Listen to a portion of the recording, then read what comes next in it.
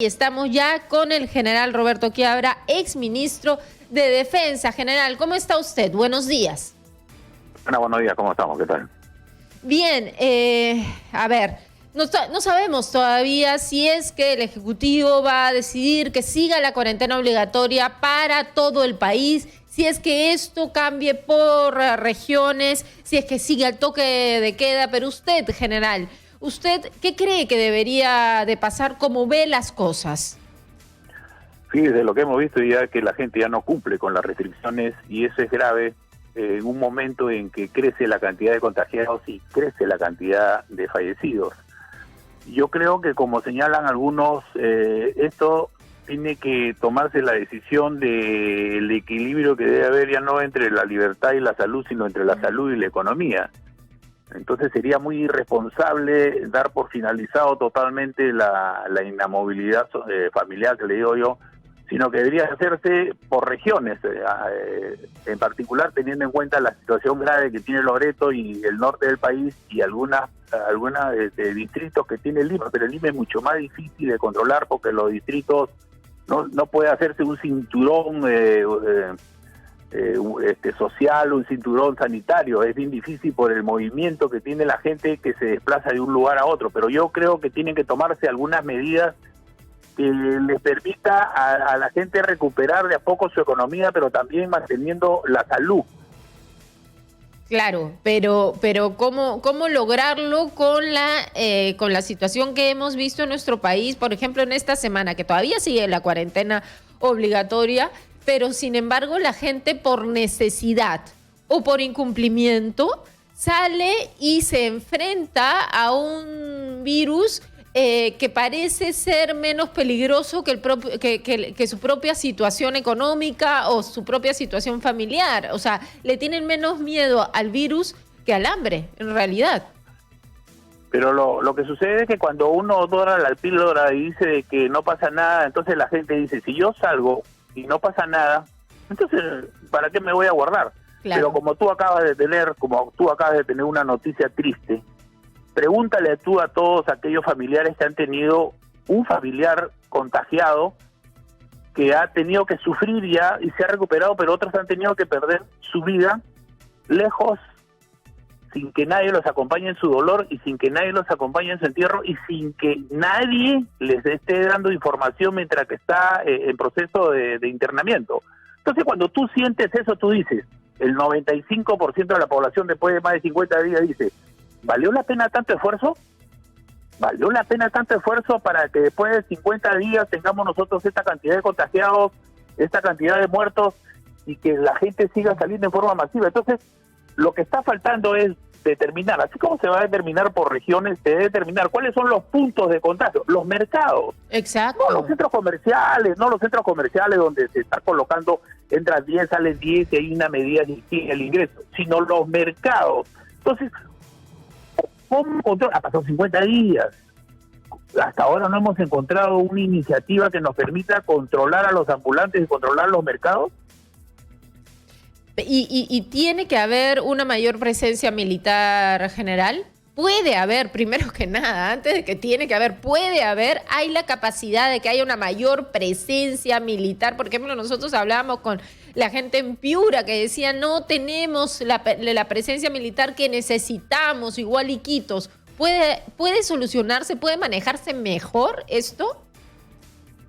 Yo creo que aquí es una tarea netamente policial y la presencia de las patrullas militares son presencias que te deben de dar una tranquilidad y una seguridad, pero que no debe de tener para mí el control directo con la población.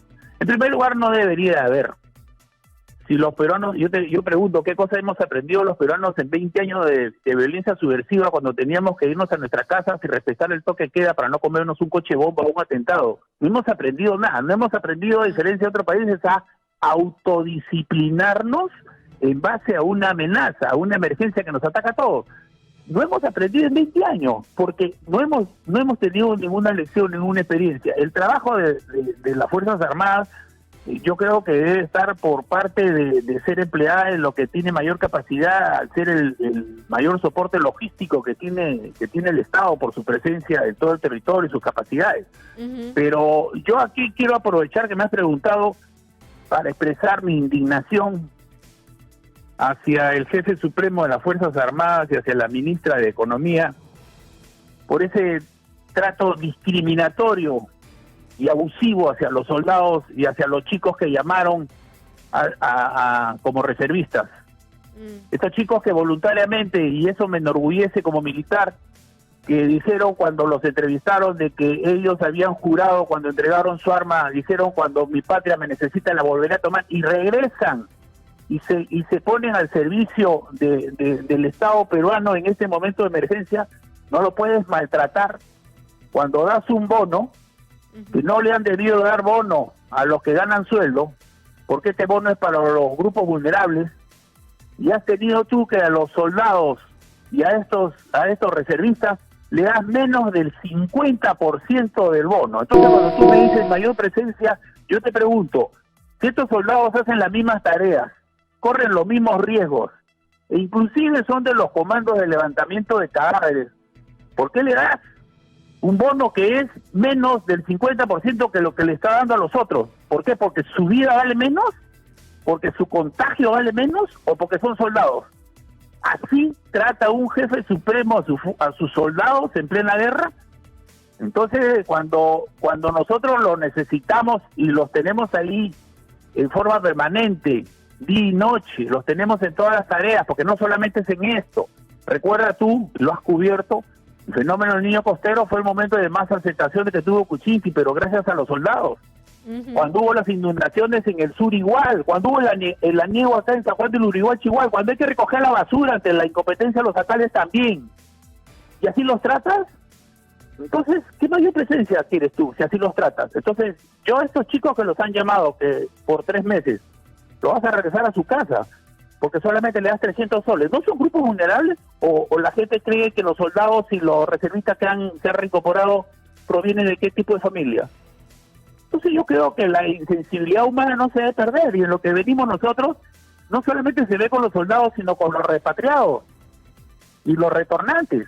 Hay un tratamiento discriminatorio. A los que vinieron de Estados Unidos, de España, de México, les contrataron un avión y los pusieron en un hotel de 5 estrellas, le dieron alimentación y cuarto de primera. Y después le pusieron, después de 14 días, le pusieron un ómnibus de empresa de turismo y los llevaron a su casa. Y a los que se quieren regresar a Huancavelica, a San Martín, al norte, los tienes tirados en la calle. ¿Y qué? ¿No has podido concentrarlos, tomarles una prueba y después de 14 días a los que están sanos, ponerlos de una empresa de ómnibus y enviarlos a su región? ¿Y para qué te sirve el gobernador regional si no los quiere recibir?